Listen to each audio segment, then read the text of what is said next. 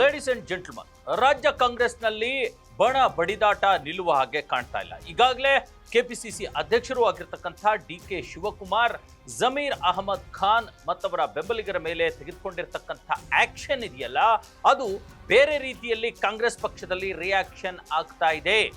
ಈಗ ಕೆಪಿಸಿಸಿ ಅಧ್ಯಕ್ಷ ಡಿ.ಕೆ. ಶಿವಕುಮಾರ್ ಮೇಲೇನೆ ದೂರು ನೀಡಲಾಗಿದೆ ಅನ್ನುವಂಥ ಸ್ಫೋಟಕ ಮಾಹಿತಿ ಬರ್ತಾ ಇದೆ. ಹಾಗಾದ್ರೆ ದೂರು ಕೊಟ್ಟವ್ರು ಯಾರು, ಯಾಕೆ ಕೊಟ್ಟರು ಮತ್ತು ಇದರ ಪರಿಣಾಮ ಏನಾಗುತ್ತೆ, ಈ ವಿಚಾರದ ಕುರಿತಂತೆ ನಾನು ನಿಮಗೆ ಹೇಳ್ತೀನಿ. ನೀವು ನೋಡ್ತಾ ಇದ್ದೀರಾ ನೆಲ ಜಲ ಭಾಷೆಗಾಗಿ ಪ್ರಾಮಾಣಿಕ ಪತ್ರಿಕೋದ್ಯಮ, ನಿಮ್ಮ ಫೋಕಸ್ ಟಿವಿ. ನಾನು ಹಬೀಬ್ ದಂಡಿ.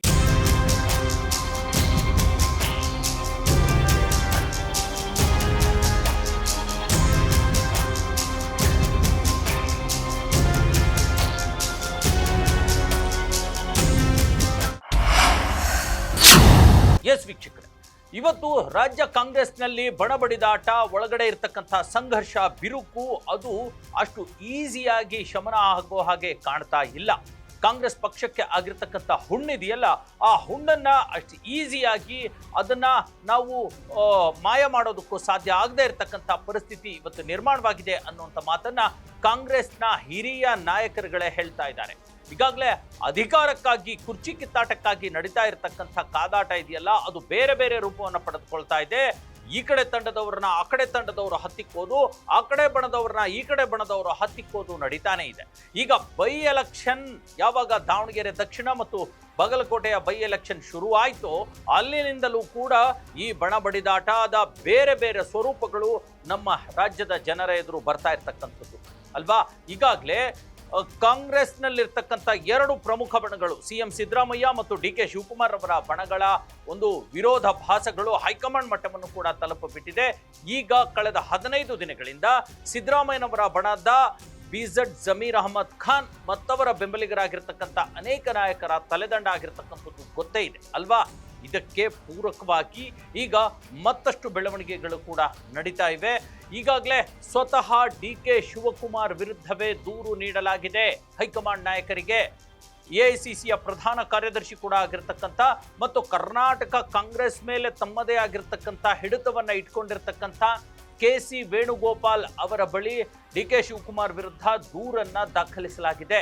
ಹಾಗಾಗಿ ಈಗ ಡಿ.ಕೆ. ಶಿವಕುಮಾರ್ ಅವರಿಗೂ ಕೂಡ ಏನಾದರೂ ಕಂಟಕ ಎದುರಾಗಿದೆಯಾ ಅನ್ನುವಂಥ ಪರಿಸ್ಥಿತಿ ನಿರ್ಮಾಣವಾಗಿದೆ. ಹಾಗಾದರೆ ದೂರಿನಲ್ಲಿ ಏನು ಹೇಳಲಾಗಿದೆ? ದೂರಿನಲ್ಲಿ ಹೇಳಿರ್ತಕ್ಕಂಥದ್ದು, ಡಿ.ಕೆ. ಶಿವಕುಮಾರ್ ಅವರು ಒಮ್ಮುಖವಾಗಿ ತೀರ್ಮಾನವನ್ನು ತೆಗೆದುಕೊಳ್ತಿದ್ದಾರೆ. ಒಂದು ನಿರ್ದಿಷ್ಟ ನಾಯಕರ ಮೇಲೆ, ನಿರ್ದಿಷ್ಟ ಸಮುದಾಯದ ಮೇಲೆ ಹಗೆತನವನ್ನು ಸಾಧಿಸ್ತಿದ್ದಾರೆ. ಇದೇ ರೀತಿ ಮುಂದುವರೆದ್ರೆ ಕಾಂಗ್ರೆಸ್ ಪಕ್ಷಕ್ಕೆ ಏನು ಪಾರಂಪರಿಕ ಮತಗಳು ಅಂತ ಇವೆ, ಆ ಪಾರಂಪರಿಕ ಮತಗಳು ಬಿಟ್ಟು ಹೋಗುವಂಥ ಎಲ್ಲ ಸಾಧ್ಯತೆಗಳು ಕೂಡ ಇವೆ. ಡಿ.ಕೆ. ಶಿವಕುಮಾರ್ ಅವರ ಈ ಹಗೆತನದ ನಿರ್ಧಾರಗಳು ದೊಡ್ಡ ಮಟ್ಟದ ಪೆಟ್ಟನ್ನು ಕಾಂಗ್ರೆಸ್ ಪಕ್ಷಕ್ಕೆ ನೀಡ್ತಿವೆ.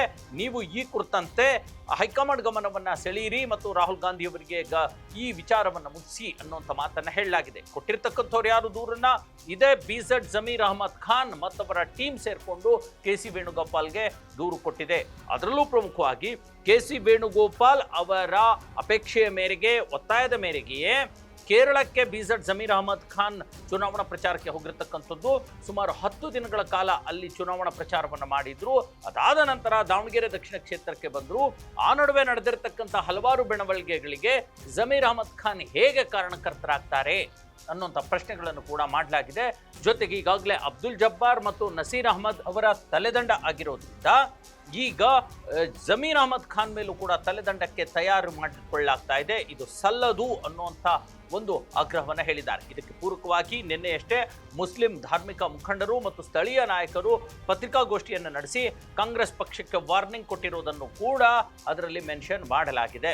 ಹಾಗಾಗಿ ಈ ಹಂತದಲ್ಲಿ ಡಿ.ಕೆ. ಶಿವಕುಮಾರ್ ಮೇಲೆ ಯಾವ ಕ್ರಮಗಳನ್ನು ತೆಗೆದುಕೊಳ್ಳಲಾಗುತ್ತೆ ಮತ್ತು ಬಹಳ ಪ್ರಮುಖವಾಗಿ ಎಐಸಿಸಿ ಮಟ್ಟದಲ್ಲಿರ್ತಕ್ಕಂಥ ರಾಹುಲ್ ಗಾಂಧಿ ಆಗಿರಲಿ, ರಣದೀಪ್ ಸಿಂಗ್ ಸುರ್ಜೇವಾಲಾ ಆಗಿರಲಿ, ಮಲ್ಲಿಕಾರ್ಜುನ ಖರ್ಗೆ ಅವರಾಗಿರಲಿ, ಈ ಕಾಂಗ್ರೆಸ್ ಪಕ್ಷದಲ್ಲಿ ಉಂಟಾಗಿರ್ತಕ್ಕಂಥ ಒಡಕಿಗೆ, ಅಲ್ಲೇ ಆಗಿರ್ತಕ್ಕಂಥ ಗಾಯಕ್ಕೆ ಮುಲಾಮ್ ಹಚ್ಚುವಂಥ ಕೆಲಸವನ್ನು ಮಾಡ್ತಾರಾ ಅಥವಾ ಈ ಗಾಯವನ್ನ ಇನ್ನಷ್ಟು ದೊಡ್ಡ ಮಟ್ಟದಲ್ಲಿ ಹಾಗೆ ಬೆಳೀಲಿಕ್ಕೆ ಬಿಡ್ತಾರಾ ಅನ್ನುವಂಥ ಪ್ರಶ್ನೆಗಳು ಹುಟ್ಕೊಂಡಿದೆ.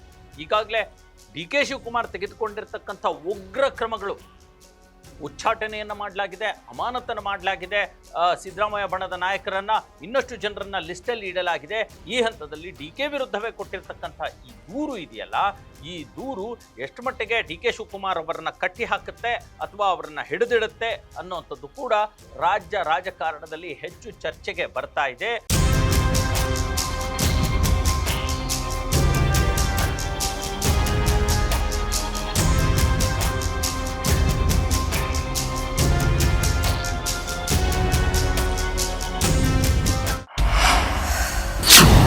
ಒಟ್ಟಾರೆ ಕಾಂಗ್ರೆಸ್ ಪಕ್ಷದಲ್ಲಿ ಈ ಒಂದು ಸಿದ್ದರಾಮಯ್ಯನವರ ಬಣ ಮತ್ತು DK ಶಿವಕುಮಾರ್ ಬಣದ ನಡುವಿನ ಈ ಗೊಂದಲ ಇದೆಯಲ್ಲ, ಇದು ಮುಗಿಯೋ ಹಾಗೆ ಕಾಣ್ತಿಲ್ಲ. High command at any cost entry ಆಗಬೇಕಾಗಿದೆ.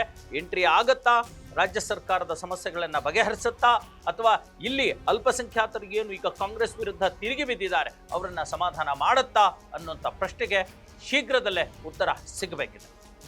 ಎಸ್ ವೀಕ್ಷಕರೇ, ಇದಾಗಿತ್ತು ಇವತ್ತಿನ ಸ್ಪೆಷಲ್ ಅಪ್ಡೇಟ್. ಇದೇ ಥರದ ಸುದ್ದಿಗಳಿಗಾಗಿ ನೋಡ್ತಾ ಇರಿ ಫೋಕಸ್ ಟಿವಿ.